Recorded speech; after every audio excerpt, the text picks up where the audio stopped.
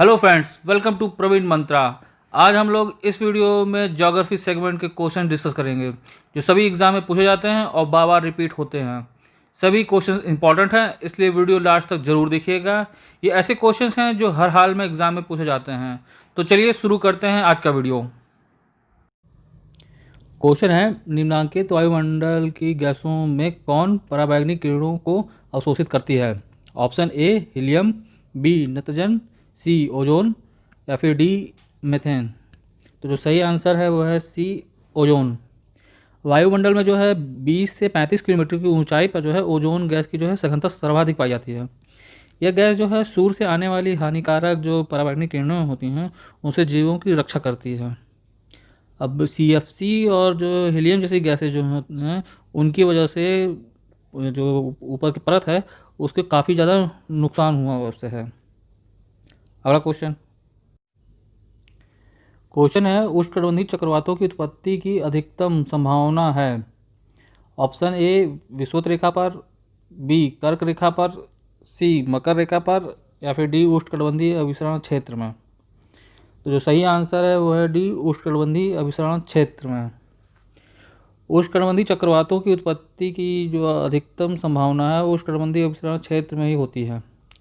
इसका कारण यह है कि यहाँ इनकी उत्पत्ति के लिए आदर्श जो परिस्थितियाँ पाई जाती हैं मेन चीज़ वो है विषुवत रेखा के निकट जो है कोरियोलिस बल जो है उसका अभाव होता है और इसकी उत्पत्ति इस वजह से नहीं हो पाती है।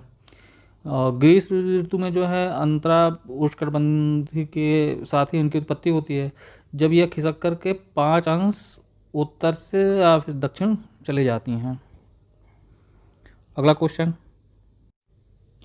क्वेश्चन है, निम्नांकित में से शीत और शुष्क पवन है? ऑप्शन ए चुकून, बी फान, सी मास्ट्रेल या फिर डी सिरोको। तो जो सही आंसर है वो है सी मिस्ट्रेल। चिकून, फान और सिरोको जो हैं ये गर्म स्थानीय पवन हैं और मिस्ट्रियल जो है फ्रांस में प्रवाहित होने वाली काफ़ी ठंडी और शुष्क पवन है। ये पवन जो है तापमान को काफ़ी नीचे गिरा देती है और फसलों के लिए जो है काफ़ी हानिकारक होती है। अगला क्वेश्चन है, निम्नांकित महासागरीय धाराओं में से कौन सी ठंडी धारा है?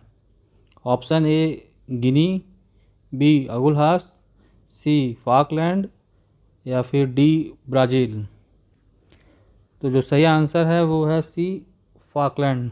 फाकलैंड जो है ये ठंडी धारा है। फाकलैंड जो है ये दक्षिण अटलांटिक जो है उस महासागर की ठंडी धारा है। गिनी धारा जो है ये उत्तरी अटलांटिक महासागर की गर्म धारा है। अगुलहास धारा जो है ये दक्षिणी हिंद महासागर की जो है ये गर्म धारा है और जो ब्राज़ील धारा है ये दक्षिणी अटलांटिक महासागर की गर्म धारा है। अगला क्वेश्चन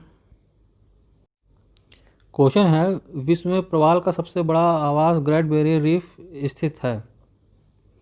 ऑप्शन ए क्वींसलैंड के तट के पूर्व, बी पापुआ गिनी तट के पूर्व, सी पश्चिमी ऑस्ट्रेलिया तट के पश्चिम या फिर डी न्यूजीलैंड तट के पश्चिम में। तो जो सही आंसर है वो है ए क्वींसलैंड तट के पूर्व में। ग्रेट बैरियर रीफ जो है विश्व का सबसे विस्तृत और विशाल जो है प्रवाल भित्ति है। ये जो है ऑस्ट्रेलिया के उत्तरी पूर्वी तट पर स्थित है। इसकी लंबाई लगभग जो है 1900 किलोमीटर और चौड़ाई जो है 160 किलोमीटर है। यह जो है एक अवरोधक प्रवाल भित्ति का उदाहरण है। अगला क्वेश्चन है, निम्नांकित व्यवसायों में से कौन सा अर्थव्यवस्था के प्राथमिक सेक्टर से संबंधित नहीं है? तो ऑप्शन जो है वो ए कृषि, बी खनन, सी मत्स्य, डी परिवहन। तो जो सही आंसर है वो है डी परिवहन। प्राथमिक सेक्टर के जो अंतर्गत है प्राकृतिक से कच्चे पदार्थ प्राप्त करना वाली क्रियाएं आती हैं इसमें, जैसे आखेट, खाद्य संग्रह, मत्स्य और पशुपालन, लकड़ी काटना, कृषि, ये सब जो आते हैं। और परिवहन जो कार्य है ये तृतीय क्षेत्र का आर्थिक क्रियाओं के अंतर्गत आता है इसमें।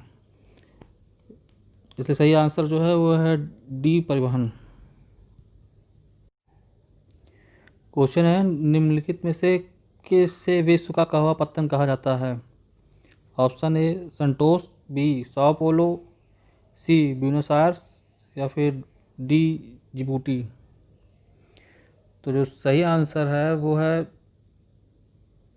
सेंटोस, ए। सेंटोस जो है न केवल ब्राज़ील बल्कि विश्व का जो है सबसे बड़ा कहवा निर्यातक बंदरगाह है, इसलिए इसे विश्व का कहवा पत्तन भी कहा जाता है। सेंटोस और जो sao पोलो है को मिला करने वाला जो रेल मार्ग को है जो कहवा रेल मार्ग के नाम से जाना जाता है। मतलब सेंटोस और जो sao पोलो को मिलाने वाला जो रेल मार्ग है उसको कहवा रेल मार्ग के नाम से जाना जाता है। अगला क्वेश्चन है, निम्नलिखित में से कौन सा नगर जापान का पिट्सबर्ग कहलाता है? ऑप्शन ए कोबे, बी वाटा, सी टोक्यो, और डी जो है ओसाका। तो जो सही आंसर है वो है बी, युवाटा। जापान में लोहा और इस्पात का जो पहला कारखाना है वह युवाटा में ही स्थित किया गया था।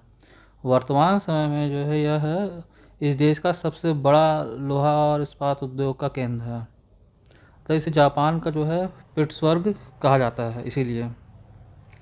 अगला क्वेश्चन है, सफ़ेद नील और नीली नील जो नदियाँ जो हैं संगम बनाती हैं कहाँ? ऑप्शन ए खार्तूम पर, बी वादी हल्फा पर, सी असवान पर, या फिर डी अस्यूत पर। तो जो सही आंसर है वो है ए खार्तूम पर। सूडान का खार्तूम नगर जो है सफ़ेद नील और नीली नील के संगम पर स्थित है। यहाँ इन दोनों नदियों के दोआब प्रदेश को जो है गजीरा मैदान के नाम से भी जाना जाता है। ये जो है काफ़ी फेमस और काफ़ी उपजाऊ क्षेत्र है। अगला क्वेश्चन है, भारत का सर्वाधिक खनिज युक्त शैल तंत्र है? ऑप्शन ए कुडप्पा तंत्र, बी धारवाड़ तंत्र, सी गोंडवाना तंत्र, या फिर डी विंध्यन तंत्र। तो जो सही आंसर है वो है बी, धारवाड़ तंत्र। खनिज संसाधन की दृष्टि से जो है धारवाड़ संरचना भारत की सर्वाधिक जो है महत्वपूर्ण भूगर्भिक संरचना है। लौह अयस्क, मैंगनीज, सोना, तांबा, अभ्रक, क्रोमियम, थोरियम, यूरेनियम आदि जो खनिज इस तरह की संरचना में बहुत आयत पाए जाते हैं। मतलब ये एक तरह से देखा जाए तो धारवाड़ जो है वो खनिजों से एकदम संपन्न तंत्र है। अगला क्वेश्चन है, भारत के निम्नलिखित प्रदेशों में से कौन सा मृदा अपरदन से सर्वाधिक प्रभावित है? ऑप्शन ए मालवा पठार, बी तराई प्रदेश, सी आंध्र प्रदेश का तटीय क्षेत्र, या फिर डी चंबल घाटी। तो सही आंसर जो है वो डी चंबल घाटी जो है।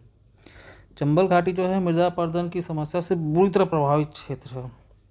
अवनालिका अपरदन के कारण इस क्षेत्र में जो है बीहड़ का निर्माण हो गया है और मध्य प्रदेश के ग्वालियर, भिंड और मुरैना, उत्तर प्रदेश के आगरा, इटावा, जालौर जैसे जिलों में लगभग 6 लाख एकड़ भूमि इस समस्या से बहुत ज़्यादा ग्रसित है। तो ये थे ज्योग्राफी सेगमेंट के most important question. I hope ये वीडियो आपको पसंद आया होगा। वीडियो आपको कैसा लगा कमेंट बॉक्स में ज़रूर बताएं। पसंद आया है तो अपने ग्रुप में ज़रूर से शेयर करें और प्रवीण बंत्रा को लाइक, सब्सक्राइब और शेयर करना ना भूलें। आज के लिए इतना ही। Thank you friends.